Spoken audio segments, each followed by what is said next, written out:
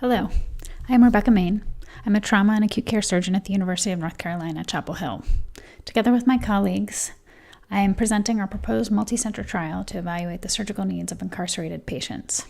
This is a population whose surgical needs and outcomes have not been well described, and we are hoping that a multi-center trial will help define the epidemiology and challenges for this population so that strategies to improve care delivery and outcomes can be developed. As you may know, since the 1970s, due to a variety of public policies, the U.S. has led the world in both the number of incarcerated individuals and the rates of incarceration. Whereas 5% of the world's population lives in the U.S., 22% of the world's incarcerated population resides there. The U.S. incarceration rate is 5 times its nearest NATO neighbor. Currently, there are over 2.3 million incarcerated individuals who live in state and federal prisons and jails. This figure demonstrates the distribution of prisoners in the U.S. Prisoners are the only group with a constitutionally guaranteed right to basic health care. This right is based on a ruling that determined failure to provide basic health care constituted cruel and unusual punishment, which is illegal under the Eighth Amendment. The largest area of spending in the criminal justice system is healthcare. In 2015, $8.1 billion were spent by states on healthcare for prisoners. The investment in prisoner health varies significantly by state, but their average spending is around $5,000 per prisoner per year. While basic health care is guaranteed, incarcerated individuals still face several barriers to accessing health care. Co-pays are required in most states. Standardizing to prisoners' wages, which are often less than $1 per hour, to the federal minimum wage, an inmate's co-pay is frequently equivalent to hundreds of dollars per visit. While this is argued as a means of deterring inmates from frivolously seeking health care, it serves to limit and delay access to care for individuals who are sick. Furthermore, there are no clear standards about how health care should be delivered to incarcerated individuals, and different states have adopted varied models. Given the large number of incarcerated individuals in the United States, it is somewhat surprising that there is limited data available on their health needs and health outcomes. The existing data suggests that there are significant health disparities. One factor driving these disparities is the disproportionate incarceration of groups like minorities and lower socioeconomic individuals who have worse health outcomes in general. In addition, the number of inmates over the age of 50 is growing. By 2030, it is predicted that 1/3 of all incarcerated people will be over the age of 50.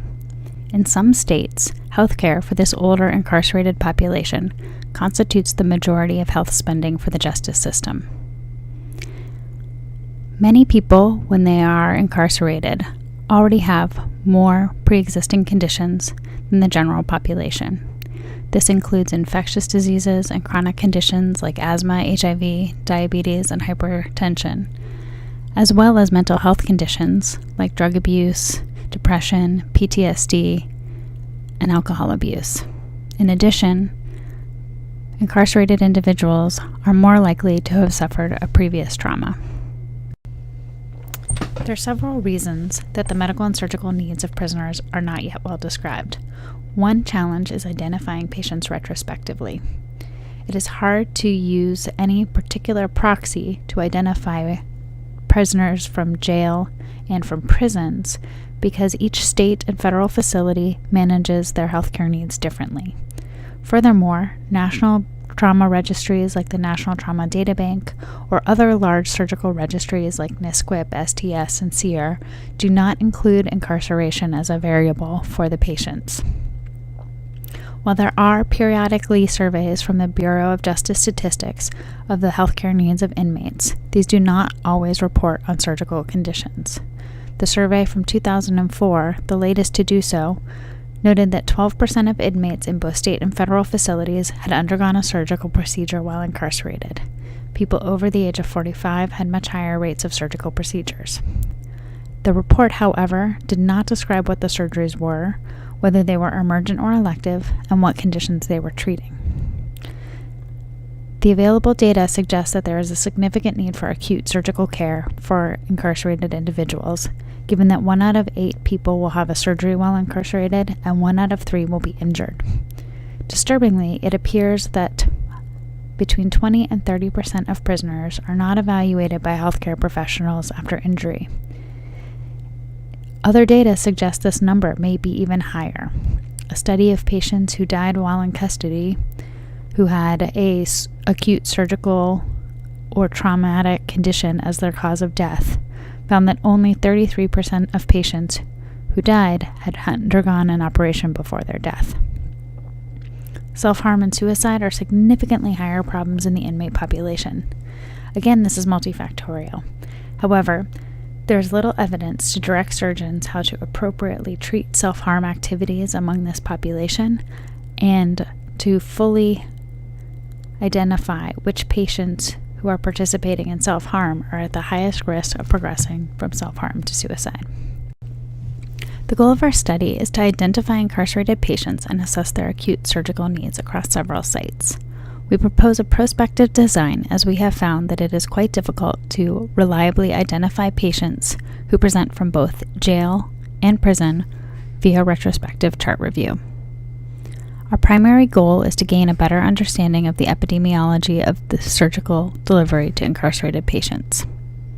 Our secondary goal is to understand the outcomes of these patients after their surgical interventions. We will include all adult patients over the age of 17 who present from either jail or prison if they have an acute surgical condition and are evaluated by at least one surgical service. Patients who do not have a surgical diagnosis or who are not evaluated by a surgical team will be excluded. Participating institutions will collect basic patient information, clinical information, and outcomes. Included in this will be information about what type of facility the patient is presenting from and where they are discharged to. We will also include information on who the payer is. The goal of this analysis is to determine the prevalence of acute surgical conditions in the population of incarcerated patients who present to non-correctional facilities. We will include in the diagnoses indications of duration of disease and delays in presentations, like perforation of appendicitis. We hope this will guide future work to compare specific disparities and delays in reaching care for incarcerated individuals. One of the reasons that we have limited information about prisoner health is that prisoners are considered a protected class by the government and thus institutional review boards. This is because they are vulnerable to coercion and may be influenced to participate in studies, inappropriately believing it could affect their incarceration. But being a protected class does not mean that no research should be included on prisoners. In fact, we argue that it is specifically because they are vulnerable to injustice in research that makes this project to characterize their specific needs and outcomes important. While a retrospective study of incarcerated patients would be ideal, in our system, and we suspect in others, identifying whether a patient was incarcerated immediately prior to hospitalization is challenging. Recently, our IRB approved an initial study of the subgroup of incarcerated patients we could identify by payer, with a waiver of consent. However, this missed patients coming from jails and likely federal prisons. This is why we propose prospectively identifying patients in this trial. Our hope is that, based on the minimal risk to patients, the volume of patients to be seen, and the need to include patients seen, evaluated, and discharged in the emergency room, this study will also qualify for a waiver of consent. We are happy to help interested institutions with their IRB process.